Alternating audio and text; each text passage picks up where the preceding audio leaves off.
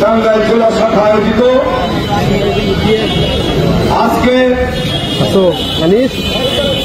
দেশ নায়ক তারেক রহমান সহ শহীদ প্রেসিডেন্ট জিয়াউর রহমানের নামে কটূক্তি এবং বাংলাদেশের স্বাধীনতা সার্বভৌমত্ব হুমকি এবং নির্বাচন বানচালের প্রতিবাদে টাঙ্গাইল জেলা শ্রমিক দলের আজকে কেন্দ্রীয় কর্মসূচির অংশ হিসেবে বিক্ষোভ মিছিল শেষে শহীদ মিনারে আজকের এই সমাবেশে সম্মানিত সভাপতি শ্রমিক দলের সিনিয়র সহসভাপতি জেলা শ্রমিক দলের আবু সাইদ ভাই সঞ্চালনায় আছেন, যিনি বিগত দিনে টাঙ্গাইলের রাজপথের শ্রমিক আন্দোলন এবং হাসিনা বিরোধী আন্দোলনে গুরুত্বপূর্ণ ভূমিকা পালন করেছে। সেই মনির ইসলাম মনির সাধারণ সম্পাদক টাঙ্গাইল জেলা শ্রমিক দল সহ বিভিন্ন উপজেলার শ্রমিক দলের নেতৃবৃন্দ, পৌর শ্রমিক দলের নেতৃবৃন্দ, বিশেষ করে টাঙ্গাইল শহর শ্রমিক দলের সভাপতি সম্পাদক এবং উপজেলা শ্রমিক দলের সভাপতি সম্পাদক সহ জেলার নেতৃবৃন্দ এবং আমার প্রিয় শ্রমিক ভাইয়েরা, আসসালামু আলাইকুম। প্রিয় ভাইয়েরা আমার, দীর্ঘ 17 বছর আমরা আন্দোলন সংগ্রাম করেছি এই হাসিনার পতন ঘটানোর জন্য। আমাদের কিন্তু একটাই উদ্দেশ্য ছিল মানুষের ভোটের অধিকার ফিরিয়ে দেওয়া, মানুষের অধিকার ফিরিয়ে দেওয়া। এই 17 বছরে বিএনপি 20,000 নেতাকর্মীকে হত্যা করা হয়েছে। এই 17 বছরে ইলিয়াস আলী চৌধুরী আলম সহ 1,000 নেতাকর্মীকে গুম করা হয়েছে। প্রায় 3 কোটি মানুষকে মামলা দেওয়া হয়েছে। 60 লক্ষ মামলার মাধ্যমে 2 কোটি মানুষকে আমাদের জেলে যেতে হয়েছে। বিএনপি এখানে এমন কোন নেতা কর্মী নাই যে যার নামে মামলা নাই, আর যাদের নামে মামলা নাইও তারা কেউ কিন্তু আমরা এই 17 বছর বাড়িতে থাকতে পারি নাই, পরিবারকে সময় দিতে পারি নাই, সন্তান সন্ততিকে সময় দিতে পারি নাই। আমাদের জীবনটা ছিল যাযাবরের মতো। তারপর আপনারা জানেন 7 জানুয়ারি নির্বাচনের পূর্বে আমরা সারা বাংলাদেশে যে প্রতিরোধ করে তুললাম, সেই আমি নির্বাচনের মধ্য দিয়ে আবারও শেখ হাসিনা ক্ষমতায় আসলো। ক্ষমতায় আসার পরেও কিন্তু আমাদের আন্দোলন থেমে ছিল না। 7 জানুয়ারির পরে 10ই জানুয়ারি থেকে আবারও আমরা শেখ হাসিনার পতনের আন্দোলন শুরু করলাম। ইতিমধ্যে বাংলাদেশে একটা কোটা বিরোধী আন্দোলন শুরু হলো। আমাদের ছাত্র ভাইরা সেই আন্দোলনে যোগ দিল। সেই আন্দোলনে তাদের দাবি যখন শেখ হাসিনা মেনে নিল না, সেই আন্দোলনে শুধু ছাত্ররাই নয়, সারা বাংলাদেশের আওয়ামী লীগ ভাবে সকল রাজনৈতিক দল, বিএনপি সহ সকল রাজনৈতিক দল, সকল পেশার মানুষ, কৃষক, শ্রমিক, মেহনতি মানুষ, আলেম ওলামা, রাস্তার টোকায় রিকশাওয়ালা, কৃষক, সবাই সেই আন্দোলনে সক্রিয় হলো। আবু সাইদকে হত্যা করা হলো, ছাত্রদল নেতা ওয়াসিমকে হত্যা করা হলো, মুক্তকে হত্যা করা হলো। তারপরে সারা বাংলাদেশে এই আন্দোলন ছড়িয়ে পড়ল। সেটা আর কোন আন্দোলন ছিল না, সেটা জনগণের আন্দোলন। এক দফায় এক দাবি এক, শেখ হাসিনার পদত্যাগ।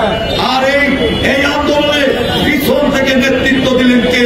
পিছন থেকে নেতৃত্ব দিলেন বাংলাদেশের অবিসংবিত নেতা, যিনি 17 বছর নির্বাচনে থেকেও দলকে এবং বাংলাদেশের জনগণকে ঐক্যবদ্ধ করে, সকল ঐক্যবদ্ধ করে এই আন্দোলনে নেতৃত্ব দিলেন, যার ফলে শেখ হাসিনা পালিয়ে যেতে বাধ্য হল।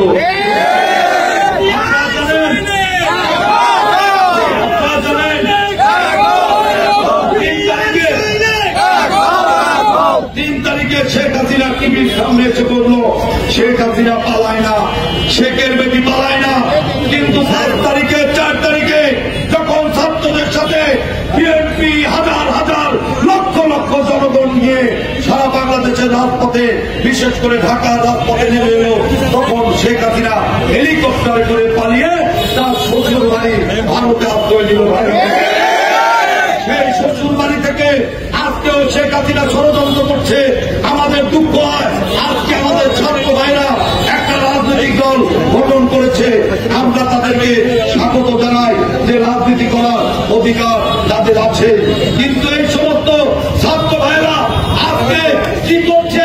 আজকে বিভিন্নভাবে তারা বিএনপির নামে স্লোগান দিচ্ছে, তারেক রহমানের নামে স্লোগান দিচ্ছে। আজকে বিভিন্ন জায়গায় বিএনপি নামে অপপ্রচার করছে, বিএনপি নামে চাঁদাবাজি করছে। অর্থাৎ আমরা বলতে চাই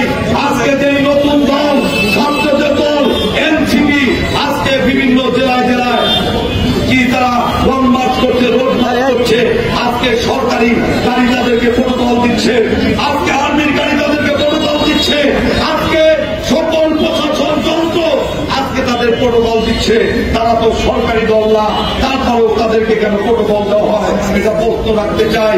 আজকে বলতে চাই, আপনারা বলেছেন যে বিএনপি আন্দোলনে ছিল না, এখন গোপালগঞ্জে আপনারা গেলেন কারো কাছে পরামর্শ না করে, এখন আবার আপনারা গোপালগঞ্জ থেকে সেখানে প্রতিহত হয়েছে, আজকে বিএনপির সাহায্য চাচ্ছে। অবশ্যই আমরা বিএনপি সাহায্য করতে চাই। আমরা বাংলাদেশে কোনো ভেবে চাই না, আমরা চাই আওয়ামী লীগ বাদে এই মাফিয়া হাসিনা সরকার এবং আওয়ামী লীগের দোষরদের বাদে আমরা যারা আছি, বিএনপি বলেন, জামাত বলেন, অন্য দল বলেন বা এনসিপি বলেন, যেই দলই আছি, আমরা সকলে মিলে ঐক্যবদ্ধ থাকতে চাই। আজকে শিষ্টাচার তারা করছে জামাত ইসলামী। আপনারা ঢাকা ছিলিতে একটা বড় মিছিল করলেন, অনেক লোক হয়েছে, ধন্যবাদ। আপনারা মিছিল করতেই পারেন। সেই মিছিলে নাকি সেই সমাবেশে নাকি 100 কোটি টাকা খরচ হয়েছে। জামাত ইসলামের ভাইরা আপনাদের কাছে প্রশ্ন রাখতে চাই, এই 100 কোটি টাকার বাড়ি কোথায়? আজকে জামাত ইসলামী তাদের সমাবেশে বিএনপিকে দাওয়াত দেয় নাই, কিন্তু বিএনপি দেখেন জামাতের ইসলামীর সভাপতি যখন মঞ্চে অসুস্থ হয়ে পড়ে গেলেন, হাসপাতালে ভর্তি হলেন, সবার আগে কিন্তু বিএনপির মহাসচিব ফখরুল ইসলাম আলমগীর দেখতে গিয়েছে। জামাতের ভাইরা 17 বছর আপনাদের জন্য আমাদেরকে সবসময় বলা হয়েছে যে বিএনপি জামাত সন্ত্রাসী, অর্থাৎ আপনাদের জামাত আপনাদের ট্যাগ লাগিয়ে বিএনপি যাতে ক্ষমতায় আসতে না পারে সেইটাই করেছে। এই 17 বছরে আপনাদের অনেক নেতার ফাঁসি হয়েছে, আমাদের আচলের নিচে ছায়ার নিচে থেকে আপনারা রাজনীতি করেছেন, আর আজকে আওয়ামী লীগ নাই, আপনারা মনে করছেন ক্ষমতায় যাবেন, ভোটের মাঝে আসুন, নির্বাচন করুন। জামাতে ইসলামী কেন বলে যে জাতীয় সংসদ নির্বাচনের আগে স্থানীয় নির্বাচন চাই, পিয়ার পদ্ধতি চাই? আপনাদের যদি এত জনপ্রিয়তাই থাকে, সমাবেশে এত লোক থাকে, তাহলে কেন আপনারা পিয়ার পদ্ধতি চান? পিয়ার পদ্ধতি হচ্ছে যাকে আপনি ভোট দেবেন, কে আপনার এমপি হবে এটা আপনি জানবেন না। আপনার বাড়ি ঢাকায় সদরে, এমপি হবে কুষ্টিয়া থেকে, এটাকে আপনারা মেনে নেবেন? নেতাকে যদি আপনারাই না চিনেন, জনগণ সেটা মনে নেবে না। কাজে জামাত ইসলামীকে বলবো, 1971 ভুল করেছেন, রাজাকারি করে বাংলাদেশের স্বাধীনতা যুদ্ধের বিরুদ্ধে অবস্থান নিয়েছিলেন। আমরা যত 24 জুলাই আমরা আন্দোলন করে নতুন স্বাধীনতা পেয়েছি, কিন্তু আমাদের মূল অস্তিত্ব 1971। আমরা 1971 পাকিস্তান হায়না বাহিনীকে পরাজিত করে বাংলাদেশকে আজকে স্বাধীন করেছি। বাংলাদেশকে স্বাধীন করেছি, আপনারা আজকের মাপ চান নাই স্বাধীনতা যুদ্ধে আপনার ভূমিকার জন্য। তাই জামাত ইসলামী ভাইদের আপনাদেরকে বলতে চাই, আপনাদের নেতারা বাড়ি বাড়ি গিয়ে, আপনাদের মহিলা কর্মীরা তালিমের নামে বাড়ি বাড়ি গিয়ে তারা বলে যে জামাত ইসলামীকে ভোট দেওয়া মানে বেহেশতের টিকিট পাওয়া। ধর্ম ব্যবসায়ী এই সমস্ত রাজনীতিবিদদেরকে প্রতিহত করতে হবে। পরিশেষে আমি বক্তব্য দীর্ঘায়িত করতে চাই না, শুধু বলতে চাই ষড়যন্ত্র এখনো থেমে থাকেনি। আওয়ামী লীগ ষড়যন্ত্র করছে, আর আওয়ামী লীগের হয়ে এই যে নব্য যারা তারা ষড়যন্ত্র করছে, তারা বাংলাদেশে যাতে একটা নির্বাচন না হয়, 17 বছর যাবৎ যে অধিকার থেকে আমরা বঞ্চিত, সেই অধিকার বঞ্চিত করার জন্য আজকে তারা নির্বাচন পেছানোর কথা বলছে। সংবিধানে আছে অন্তর্বর্তীকালীন সরকারের বয়স মাত্র 3 মাস, আজকে 1 বছরের উপর হয়ে গেল, নির্বাচনের কথা বলছেন না।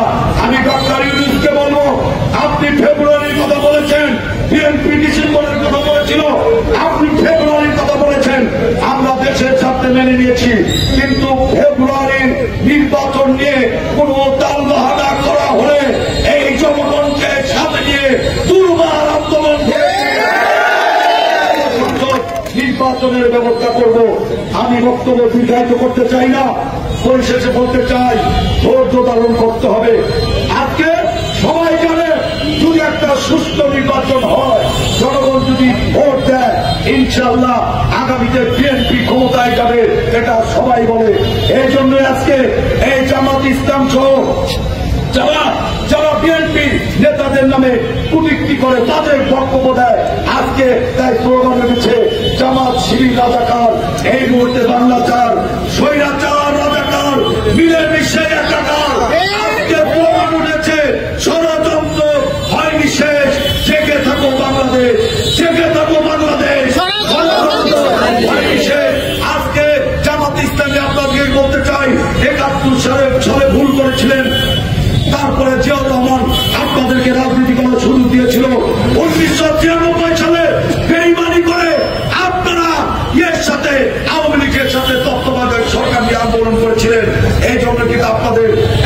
রাজনীতি হয়েছে, আগামী দিনে ভুলের রাজনীতি করবেন না।